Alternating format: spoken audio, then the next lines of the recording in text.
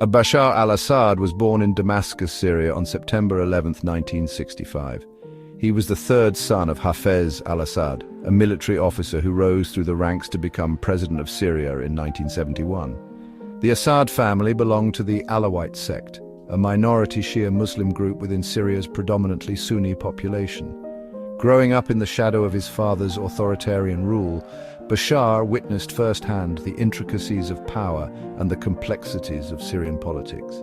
His father's regime was known for its iron grip on power and its brutal suppression of dissent.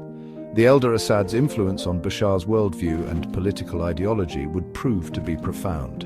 While Bashar was not initially groomed for leadership, his older brother Basil was being prepared to succeed their father. Bashar, in contrast, pursued a career in medicine, studying ophthalmology in Damascus and later specializing in London. His medical training instilled in him a sense of discipline and a focus on problem-solving, traits that would later shape his approach to leadership, albeit in a far different arena. However, fate intervened in 1994 when Basil died in a car accident. This tragic event thrust Bashar into the spotlight and set him on an unexpected path toward political prominence. With Basil's death, Bashar was recalled from London and thrust into a world of political intrigue and power struggles. The death of Basil al-Assad sent shockwaves through Syria, leaving a void in the country's leadership succession plan. Hafez al-Assad, determined to maintain his family's grip on power, turned to his reserved and unassuming son Bashar to fill the void left by his brother.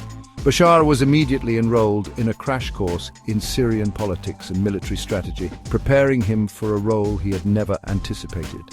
Bashar's rise was swift and calculated. He was appointed as a military officer and quickly rose through the ranks. He was given increasing responsibility within the ruling Ba'ath Party, learning the intricacies of maintaining power in a complex and often brutal political system.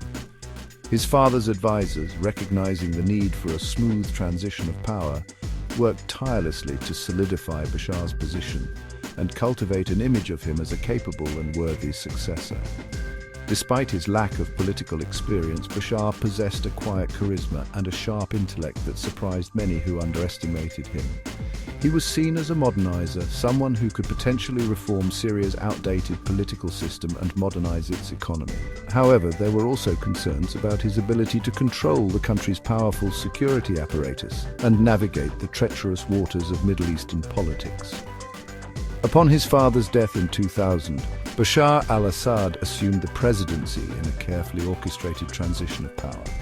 The world watched with cautious optimism as the young ophthalmologist, once content in the world of medicine, took the helm of one of the Middle East's most volatile nations. Bashar al-Assad's accession to the presidency was met with a cautious sense of hope, both within Syria and among the international community.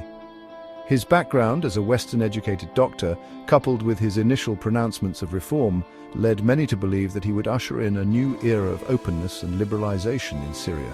This period, known as the Damascus Spring, saw a relaxation of censorship, the release of some political prisoners, and a degree of tolerance for political debate that had been absent under his father's rule.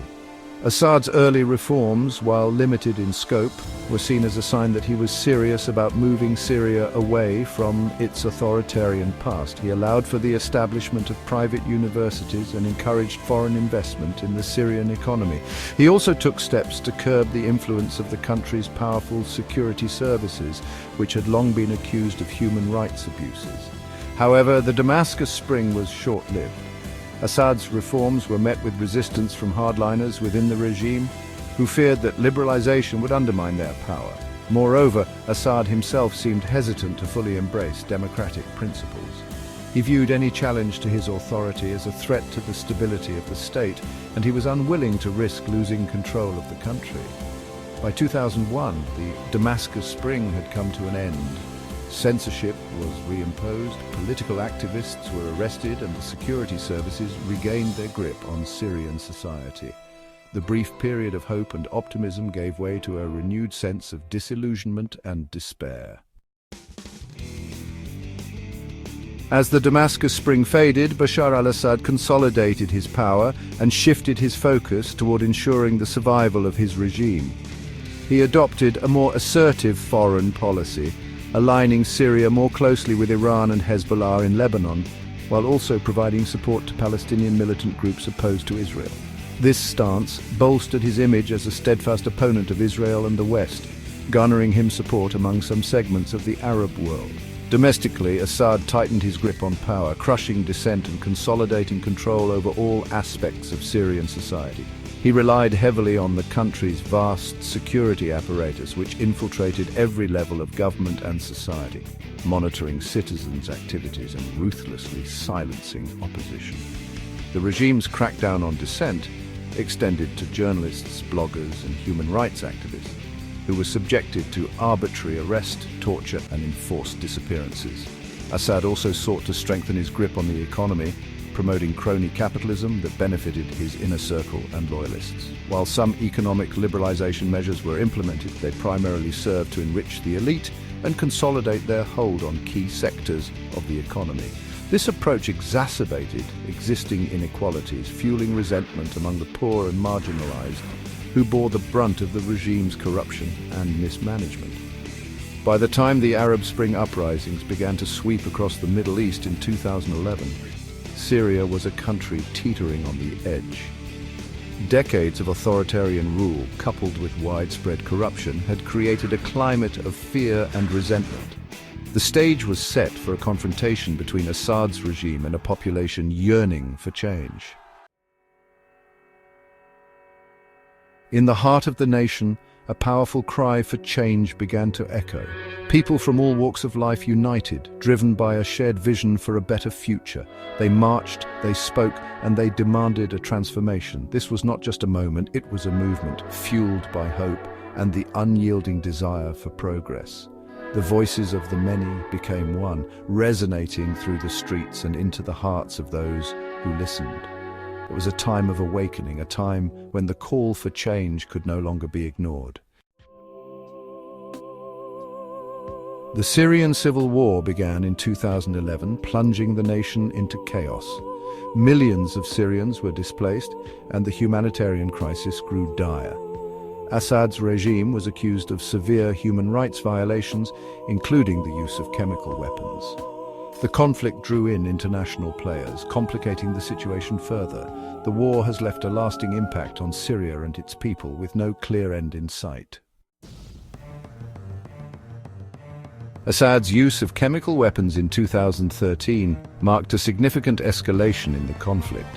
The international community was quick to respond, condemning the attacks and calling for accountability. Despite global outrage, the violence continued, and efforts to broker peace faced numerous obstacles.